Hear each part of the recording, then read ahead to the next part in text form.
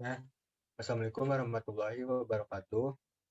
Eh, pada kesempatan kali ini, perkenalkan nama saya Egy Koswara dari kelas PS21E. Di sini saya selaku moderator akan memandu kegiatan presentasi yang akan dilaksanakan pada hari ini dari kelompok 5 untuk tugas analisis perkembangan anak. Baik, untuk mempersingkat waktu, untuk pemateri 1, Kapindi Pramesti dipersilakan untuk memaparkan materi. Terima kasih kepada moderator. Di sini saya akan menjelaskan tentang pertumbuhan dan perubahan tubuh. Yang pertama itu ada tinggi dan berat, yang kedua ada otak, yang ketiga ada validasi. Yang pertama tinggi dan berat badan. Di masa kanak-kanak awal, rata-rata anak bertambah tinggi 2,5 inci dan bertambah berat 5 hingga 7 pound setiap tahunnya. Ketika usia mereka bertambah, presentasi peningkatan tinggi dan berat tubuh menurun setiap tahunnya. Selama tahun-tahun ini, tubuh anak perempuan hanya sedikit lebih kecil dibandingkan tubuh anak laki-laki. Perbedaan terus berlanjut hingga masa pubertas. Selama usia prasekolah, baik anak laki-laki maupun perempuan terlihat lebih kurus karena tubuh mereka bertambah tinggi. Yang kedua ada otak. Salah satu perkembangan fisik terpenting di masa kanak-kanak awal adalah perkembangan otak dan berbagai bagian lain dari sistem saraf secara terus-menerus. Meskipun perkembangan otak yang berlangsung di masa kanak-kanak awal tidak secepat seperti yang berlangsung di masa bayi, perubahan ini menghasilkan autonomi yang berarti. Beberapa perubahan di interior otak melibatkan peningkatan dalam koneksi dendrit. Yang ketiga ada melinasi. Melinasi ini adalah proses di mana sel saraf tertutup dan terhubung dengan lapisan sel lemak. Melinasi adalah proses terpenting dalam perkembangan sejumlah kemampuan anak-anak. Yang selanjutnya itu ada perkembangan motorik. Ada dua perkembangan motorik, yaitu yang pertama ada keterampilan motorik kasar. Seorang anak prasekolah tidak lagi berusaha keras untuk berdiri tegak dan berjalan berkeliling. Ketika berusia 3 tahun, anak-anak gemar melakukan gerakan-gerakan sederhana, sekedar menyenangkan hati ketika menampilkan aktivitas ini.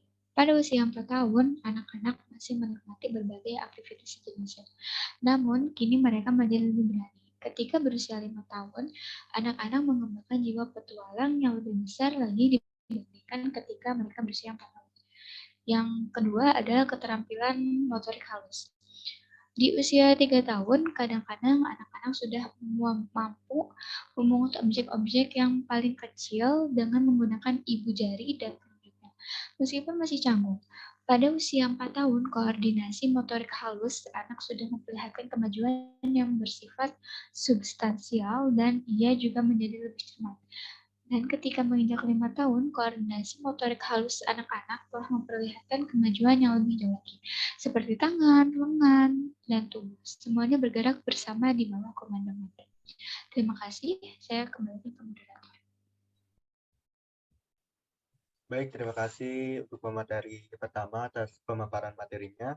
Baik, saya lanjutkan untuk pemateri kedua, Kalintang Puspitasari dipersilakan untuk memaparkan materinya.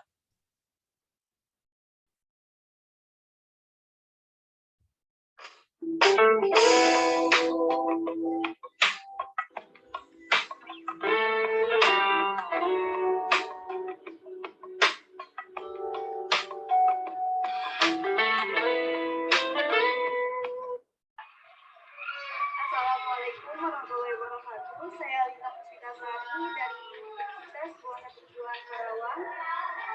Di sini saya akan mewawancarai ibu ini untuk mengetahui perkembangan dan pertumbuhan fisik motor anak ibu. Jadi menurut ibu, anak ibu dari bayi hingga sekarang seperti apa? Dari berat badannya dan tingginya. Dari bayi perkembangannya naiknya cuma sedikit, sampai sekarang juga naiknya cuma sedikit, berat badannya 12 kilo, tingginya cuma 96 cm. Apa sih respon ibu terhadap anak ketika anak sering bercerita? Suka saya respon, suka saya balik tanya, seperti misalkan dia jatuh, saya tanya jatuh di mana, apakah nutrisinya terpenuhi selama ini? terpenuhi, makannya apa aja masuk, suka. Pada usia saat ini, anak ibu sudah bisa melakukan kegiatan apa aja? Berlari, bernyanyi, bermain bola, sama suka bercerita. Pada usia berapa anak ibu mulai bisa merangkak sampai berjalan? Umur 3 bulan bisa tengkurap, merangkak 5 bulan, duduk 8 bulan, sama itu berjalan umur 1 tahun.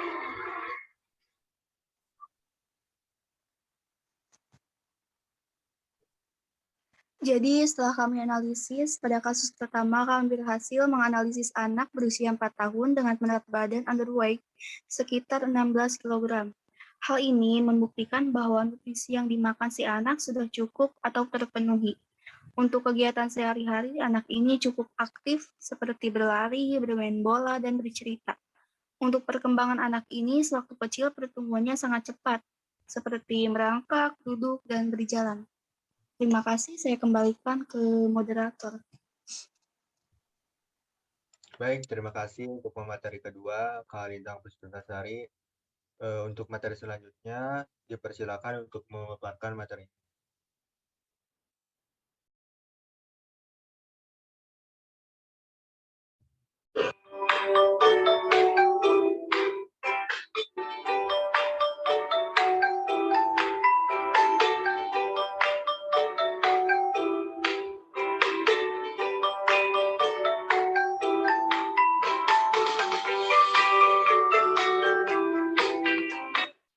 Assalamualaikum warahmatullahi wabarakatuh. Perkenalkan, nama saya Lukman Hakim dari Universitas Buana Pejuang Karawang. Di sini saya bertujuan untuk mewawancarai ibu mengenai perkembangan anak ibu yang overweight. Menurut ibu, dari bayi hingga sekarang anak ibu itu seperti apa dari segi berat badan dan tinggi badan? Tumbuhannya cepat, berat badannya 27 kilo, tinggi badannya 99. Tahun selanjutnya anak ibu bisa berjalan di umur berapa? 15 bulan. Itu kategorinya agak lambat atau tidak? Iya, jalannya agak lambat. Kalau tengkurap apa cepat, jalan agak lambat. Nah, untuk umur sekarang, kegiatan apa saja sih yang bisa udah dilakukan sama anak ibu? Raya sekarang sekolah TK Posyandu sama ngaji kalau sore. Oh. Nah, selanjutnya, apakah nutrisi dan aktif dalam tubuh anak ibu itu sangat terpenuhi apa gimana? Sangat terpenuhi. Nah, untuk aktifannya seperti apa? Anak itu aktif tidak? Aktif, segala lari-lari, bermain sama teman-temannya. Nah, respon ibu terhadap misalkan kalau anak ibu curhat itu tentang kesehariannya gimana? Ya, saya ketawa aja.